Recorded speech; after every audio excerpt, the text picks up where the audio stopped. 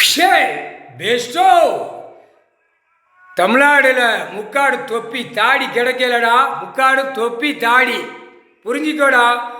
மதமாக வச்சு ஜாதி ஜாதியாக வச்சு பிரித்து உயிர் பலிய விடிய விடிய அறுத்து பிரியாணிகளை போட்டு நசுக்கி திங்க உன் வாய் வீங்கி போ. ஒழுங்கா போ. இப்போ நீ அறுக்கிறது நீ வளர்த்த பன்றியை அறுக்க பண்ணி மேய்ச்சியலடா மலங்காட்டில். இல்லை மலங்காட்டில் பண்ணி மேய்ச்சியல உனக்கு தாண்டா 7 ஜென்மத்தில் மேலே மேற்கு தொடர்ச்சி மலையில் கீழே வந்து கைலாசத்தை நாசம் பண்ணிட்டு போனேல முட்டா பேல உனக்கு கணக்கு போட்டு முடிச்சார். நீ அறுக்கிறது பன்றி அறுக்க வளர்த்து மேய்ச்சலாடா. பண்ணி மேய்ச்சல பழியன் மலங்காட்டு பழியன் நீ தாண்டா.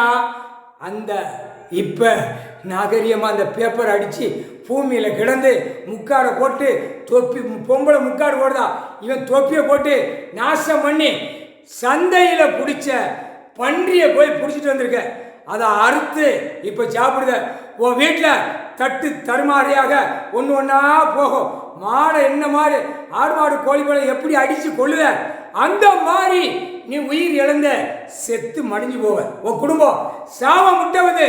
சாவம் உனக்கு விட்டாச்சுனா ஈஸ்வரன் குடும்பம் பரமசிவன் குடும்பம் விட்டாச்சுன்னா தப்பாது. முக்கால் சத்தியம் முக்கால் சத்தியம் முடிஞ்சு வச்சுடா. ஐயா உட்காந்துட்டார் பார்த்துக்கோங்கடா. இல்லை முக்காடு தொப்பி தாடி பேல பார்த்துக்கோ. கண்டாரா ஓலிமன நீ என்று நாள் அறுக்கிற நாள் பன்றி அறுக்க நீ மேய்ச்ச பழியன் மலங்காட்டு பழியன் நீ அறுக்க இன்னைக்கு நாள் நீ சோழி முடிஞ்ச செத்து போவ மடிஞ்சு போவ. 7 செம்மம் விடுதலை வெற்றி நாங்கள் உட்கார்ந்து விட்டோம். குடும்பம் ஈஸ்வரன் குடும்பம் பார்வதி குடும்பம் முக்கால் சத்தியம் உலகத்துக்கு பெரிய குடும்பம்.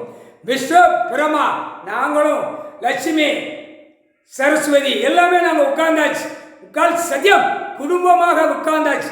முக்கால் சத்தியம் தொலைஞ்ச நோய் விடுவார், காற்று விடுவார், புயல் விடுவார், மழை இறக்குவார், அப்படியே கந்தல் கோலமாக ஆக்கி விட்டுருவார். முக்கால் சத்தியம்.